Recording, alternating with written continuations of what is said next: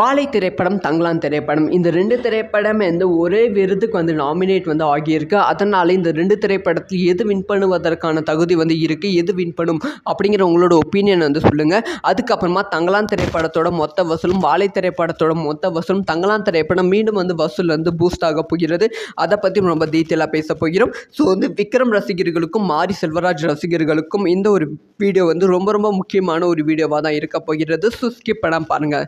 So Thangalaan இந்த திரைப்படம் August 15ஆம் தேதி வெளியானது. இது மாரி செல்வராஜ் பா ரஞ்சித் அவர்களோட திரைப்படம். இந்த திரைப்படத்துக்கு பெரும் எதிர்பார்ப்பு உருவானதற்கு மிக முக்கிய காரணமே இந்த திரைப்படம் ஒரு பெரும் பொருட்செலவில் முக்கியமாக விக்ரம் அவர்களோட ஒரு பயங்கரமான உழைப்பில் உருவான திரைப்படம். இந்த திரைப்படம் ஜனவரி மாதமே ரிலீஸ் ஆக வேண்டியது. ஆனால் சில பல பிரச்சனைகள் காரணமாக இந்த திரைப்படம் ஆகஸ்ட் 15ஆம் தேதி வெளியானது. இந்த திரைப்படத்தை பார்த்த ரசிகர்கள் முக்கியமாக எல்லாரும் பாராட்டின விஷயம் விக்ரம் அவர்களோட ஆக்டிங். விக்ரம் அவர்கள் தன்னோட கெரியர்லேயே இந்த படத்தில் ஒரு பெஸ்ட் ஆக்டிங் பர்ஃபார்மன்ஸ் கொடுத்துருக்காங்க. இதுதான் பெஸ்ட் ஆக்டிங் ஃபிலிம். முக்கியமாக ஸ்க்ரீன் பிளேயும் சூப்பராக இருக்குது. பா ரஞ்சித் அவர்கள் செதுக்கியிருக்காங்க அப்படின்னு சொல்லி தங்கலான் திரைப்படத்தை செமையாக பாராட்டி தள்ளியிருக்காங்க.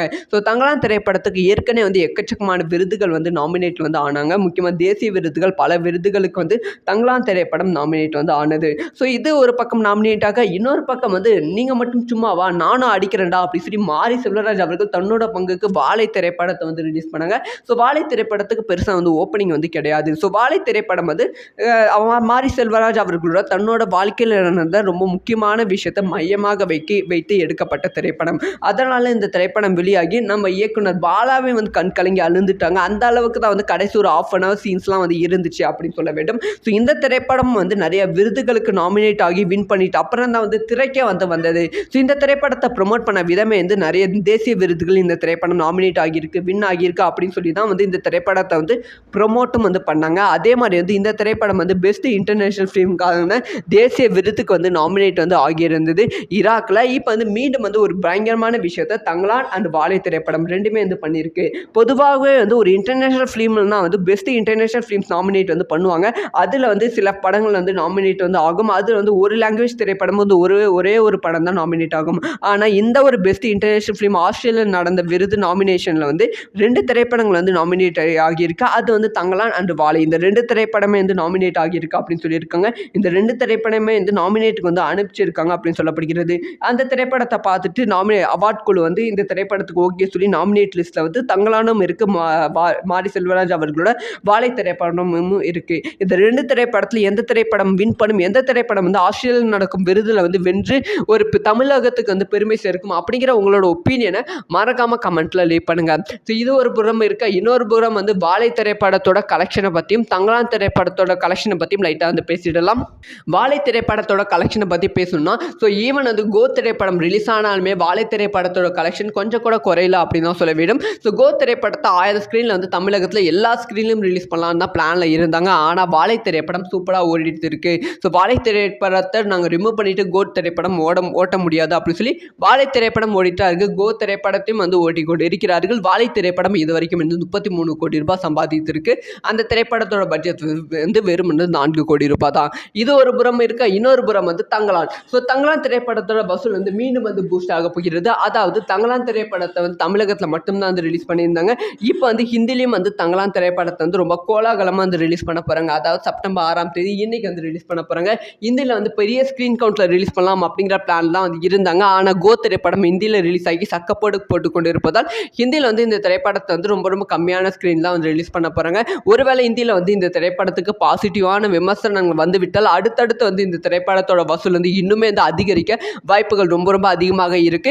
இது ஒரு மிகப்பெரிய ப்ளஸ்ஸாக தான் படக்குழு பார்த்துக்கொண்டு வருகிறார்கள். ஸோ வெயிட் பண்ணி தான் பார்க்கணும். ஸோ யாரெல்லாம் தங்கலான் வாழை திரைப்படத்தோட இந்த ஒரு சாதனையை பற்றி நீங்கள் என்ன நினைக்கிறீங்க அப்படிங்கிற உங்களோட ஒப்பீனியன்ஸை மறக்காம கமெண்ட்ல லீவ் பண்ணுங்க. ஸோ இந்த மாதிரி எல்லாம் நியூஸும் தக்க தெரிஞ்சுக்கணும். சப்ஸ்கிரைப்.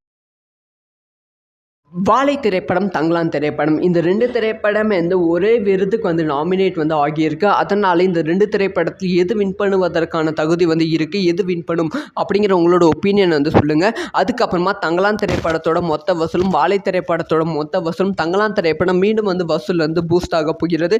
அதை பற்றி ரொம்ப டீட்டெயிலாக பேச போகிறோம். ஸோ விக்ரம் ரசிகர்களுக்கும் மாரி செல்வராஜ் ரசிகர்களுக்கும் இந்த ஒரு வீடியோ ரொம்ப ரொம்ப முக்கியமான ஒரு வீடியோவாக தான் இருக்க போகிறது. ஸோ ஸ்கிப் பண்ணாமல் பாருங்கள்.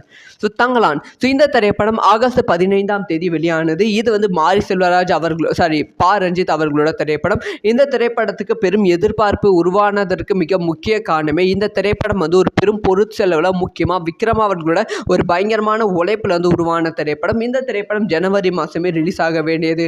ஆனால் சில பல பிரச்சனைகள் காரணமாக இந்த திரைப்படம் ஆகஸ்ட் 15ஆம் தேதி வெளியானது. இந்த திரைப்படத்தை பார்த்த ரசிகர்கள் வந்து முக்கியமாக எல்லாரும் பாராட்டின விஷயம் வந்து விக்ரம் அவர்களோட ஆக்டிங். விக்ரம் அவர்கள் தன்னோட கெரியர்லேயே வந்து இந்த படத்தில் ஒரு பெஸ்ட் ஆக்டிங் பர்ஃபார்மன்ஸ் வந்து கொடுத்துருக்காங்க.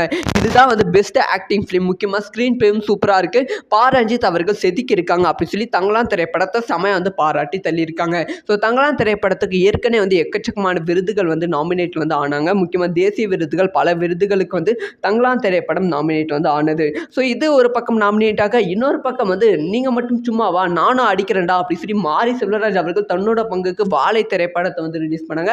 ஸோ வாழை திரைப்படத்துக்கு பெருசாக வந்து ஓப்பனிங் வந்து கிடையாது. ஸோ வாழை திரைப்படம் வந்து மாரி செல்வராஜ் அவர்களோட தன்னோட வாழ்க்கையில் நடந்த ரொம்ப முக்கியமான விஷயத்தை மையமாக வைத்து எடுக்கப்பட்ட திரைப்படம். அதனால் இந்த திரைப்படம் வெளியாகி நம்ம இயக்குனர் பாலாவே வந்து கண் கலங்கி அழுந்துட்டாங்க. அந்த அளவுக்கு தான் வந்து கடைசி ஒரு ½ சீன்ஸ்லாம் வந்து இருந்துச்சு அப்படின்னு சொல்ல வேண்டும். ஸோ இந்த திரைப்படம் வந்து நிறைய விருதுகளுக்கு நாமினேட் ஆகி வின் பண்ணிட்டு அப்புறம் தான் வந்து திரைக்கே வந்தது. ஸோ இந்த திரைப்படத்தை ப்ரொமோட் பண்ண விதமே வந்து நிறைய தேசிய விருதுகள் இந்த திரைப்படம் நாமினேட் ஆகியிருக்கு, வின் ஆகியிருக்கு அப்படின்னு சொல்லி தான் வந்து இந்த திரைப்படத்தை வந்து ப்ரொமோட்டும் வந்து பண்ணாங்க. அதே மாதிரி வந்து இந்த திரைப்படம் வந்து பெஸ்ட் இன்டர்நேஷனல் ஃபிலிம்கான தேசிய விருதுக்கு வந்து நாமினேட் வந்து ஆகியிருந்தது ஈராக்கில். இப்போ வந்து மீண்டும் வந்து ஒரு பயங்கரமான விஷயத்தை தங்கலான் அண்ட் வாழை திரைப்படம் ரெண்டுமே வந்து பண்ணியிருக்கு. பொதுவாகவே வந்து ஒரு இன்டர்நேஷனல் ஃபிலிம்னா வந்து பெஸ்ட் இன்டர்நேஷனல் ஃபிலிம்ஸ் நாமினேட் வந்து பண்ணுவாங்க. அதில் வந்து சில படங்கள் வந்து நாமினேட் வந்து ஆகும். அதில் வந்து ஒரு லாங்குவேஜ் திரைப்படம் வந்து ஒரே ஒரு படம் தான் நாமினேட் ஆகும். ஆனால் இந்த ஒரு பெஸ்ட் இன்டர்நேஷனல் ஃபிலிம் ஆஸ்திரேலியாவில் நடந்த விருது நாமினேஷனில் வந்து 2 திரைப்படங்கள் வந்து நாமினேட் ஆகியிருக்கு. அது வந்து தங்கலான் அண்ட் வாழை இந்த 2 திரைப்படமே வந்து நாமினேட் ஆகியிருக்கு அப்படின்னு சொல்லியிருக்காங்க. இந்த 2 திரைப்படமே வந்து நாமினேட்டுக்கு வந்து அனுப்பிச்சிருக்காங்க அப்படின்னு சொல்லப்படுகிறது. அந்த திரைப்படத்தை பார்த்துட்டு அவார்ட் குழு வந்து இந்த திரைப்படத்துக்கு ஓகே சொல்லி நாமினேட் லிஸ்ட்டில் வந்து தங்கலானும் இருக்குது, மாரி செல்வராஜ் அவர்களோட வாழை திரைப்படமும் இருக்குது. இந்த 2 திரைப்படத்தில் எந்த திரைப்படம் வின் பண்ணும், எந்த திரைப்படம் வந்து ஆஸ்திரேலியாவில் நடக்கும் விருதில் வந்து வென்று ஒரு தமிழகத்துக்கு வந்து பெருமை சேர்க்கும் அப்படிங்கிற உங்களோட ஒப்பீனியனை மறக்காமல் கமெண்ட்டில் லீவ் பண்ணுங்கள். ஸோ இது ஒரு புறம் இருக்க, இன்னொரு புறம் வந்து வாழை திரைப்படத்தோட கலெக்ஷனை பற்றியும் தங்கலான் திரைப்படத்தோட கலெக்ஷனை பற்றியும் லைட்டாக வந்து பேசிடலாம்.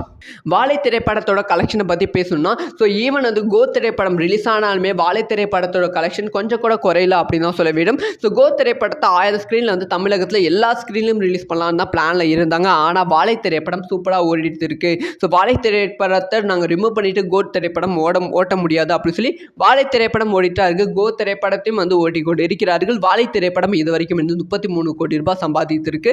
அந்த திரைப்படத்தோட பட்ஜெட் வந்து வெறும் 4 கோடி ரூபாய் தான். இது ஒரு புறம் இருக்க, இன்னொரு புறம் வந்து தங்கலான். ஸோ தங்கலான் திரைப்படத்தோட வசூல் வந்து மீண்டும் வந்து பூஸ்ட் ஆக போகிறது. அதாவது தங்கலான் திரைப்படத்தை வந்து தமிழகத்தில் மட்டும்தான் வந்து ரிலீஸ் பண்ணியிருந்தாங்க. இப்போ வந்து ஹிந்திலையும் வந்து தங்கலான் திரைப்படத்தை வந்து ரொம்ப கோலாகலமாக வந்து ரிலீஸ் பண்ண போகிறாங்க. அதாவது செப்டம்பர் 6ஆம் தேதி இன்னைக்கு வந்து ரிலீஸ் பண்ண போகிறாங்க. ஹிந்தியில் வந்து பெரிய ஸ்க்ரீன் கவுண்ட்டில் ரிலீஸ் பண்ணலாம் அப்படிங்கிற பிளான்லாம் வந்து இருந்தாங்க. ஆனால் கோ திரைப்படம் ஹிந்தியில் ரிலீஸ் ஆகி போட்டு கொண்டு இருப்பதால் ஹிந்தியில் வந்து இந்த திரைப்படத்தை வந்து ரொம்ப ரொம்ப கம்மியான ஸ்க்ரீன் தான் வந்து ரிலீஸ் பண்ண போகிறாங்க.